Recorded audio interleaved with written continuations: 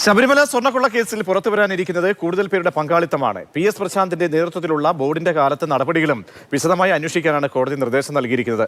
മോഷ്ടിച്ചു കൊണ്ടുപോയ പാളികൾ കണ്ടെത്തുമോ? അന്വേഷണ പരിധിയിലേക്ക് പുതുതായി വന്ന 5 പേർ ആരൊക്കെയാണ്? ഇനി അറിയേണ്ടത് ഇതൊക്കെയാണ്.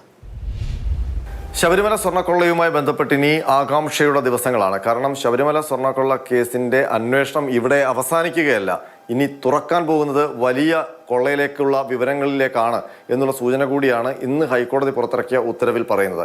അതിനൊപ്പം തന്നെ ഈ ഹൈക്കോടതിയുടെ ഉത്തരവ് വായിച്ചു നോക്കുമ്പോൾ മനസ്സിലാക്കാൻ കഴിയുന്നത് നിലവിൽ SIT അന്വേഷിച്ചുകൊണ്ടിരിക്കുന്ന ദ്വാരപാലക പാളികൾ മോഷ്ടിച്ചതും കട്ടളപ്പാളികൾ മോഷ്ടിച്ചതുമായ കേസിന്റെ ഏതാണ്ട് എല്ലാ വിവരങ്ങളും ഇതുവരെ കണ്ടെത്തി കഴിഞ്ഞു എന്നുള്ളതാണ്. അതായത് SITക്ക് ആ അന്വേഷണത്തിൽ കാര്യങ്ങളെല്ലാം വ്യക്തമായി അത് ഹൈക്കോടതി അറിയിച്ചു എന്നുള്ളതാണ്.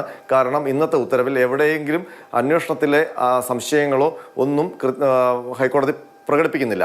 അതിനൊപ്പം തന്നെ VSൽ നടത്തിയ പരിശോധനയിൽ ഹൈക്കോടതി കൃത്യമായി പറയുന്നുണ്ട്, ദ്വാരപാലക പാളികളും കട്ടളപ്പാളിയും ഉരുക്കി മാറ്റിയതല്ല, അത് കൊണ്ടുപോയി ഡ്യൂപ്ലിക്കേറ്റ് എടുത്ത ശേഷം ഡ്യൂപ്ലിക്കേറ്റ് ഇവിടെ കൊണ്ടുവച്ചു, ഒറിജിനൽ മറ്റാർക്കോ വിറ്റു എന്നുള്ളതാണ്.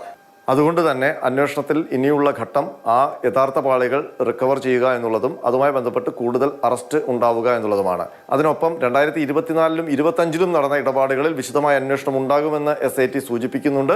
അതിനൊപ്പം ദ്വാരപാലക പാളികളിൽ 3 പേർ കൂടി അന്വേഷണ പരിധിയിലേക്ക് വന്നിട്ടുണ്ട് എന്നും കോടതി പറയുന്നുണ്ട്. അങ്ങനെ വരുമ്പോൾ അത് 2025ലെ ദേവസ്വം ബോർഡാണോ അന്വേഷണ പരിധിയിലേക്ക് വന്നത് എന്നുള്ളതാണ് നമുക്ക് ഉണ്ടാകുന്ന ഒരു സംശയം. അതിനൊപ്പം പുതിയ അന്വേഷണത്തിലേക്ക് പോകുമ്പോൾ കൊടിമരം അടക്കമുള്ള അന്വേഷണങ്ങളിലേക്ക് പോകുന്നു. മാത്രമല്ല കഴിഞ്ഞ 20 വർഷത്തെ അഴിമതികൾ അല്ലെങ്കിൽ ക്രമക്കേടുകൾ, കൊള്ളകളൊക്കെ അന്വേഷിക്കാനുള്ള ഒരു നീക്കത്തിലേക്ക് SIT പോകാൻ പോകുന്നു എന്നുള്ള സൂചനയും ഇന്നത്തെ ഉത്തരവിലുണ്ട്. ശബരിമലയിൽ വലിയ കൊള്ളകൾ കാലാകാലങ്ങളായി നടന്നുകൊണ്ടിരിക്കുന്നു. അപ്പോൾ ഘട്ടം ഘട്ടമായി ആ കാര്യങ്ങളിലേക്കെല്ലാം അന്വേഷണം പോകാൻ പോവുകയാണ്. നിലവിൽ അന്വേഷിച്ചുകൊണ്ടിരിക്കുന്ന കാര്യങ്ങളിൽ ഏതാണ്ട് തീരുമാനമായി എന്ന മട്ടിലാണ് ഇന്ന് ഹൈക്കോടതിയുടെ ഉത്തരവ് പുറത്തു വന്നിരിക്കുന്നത്.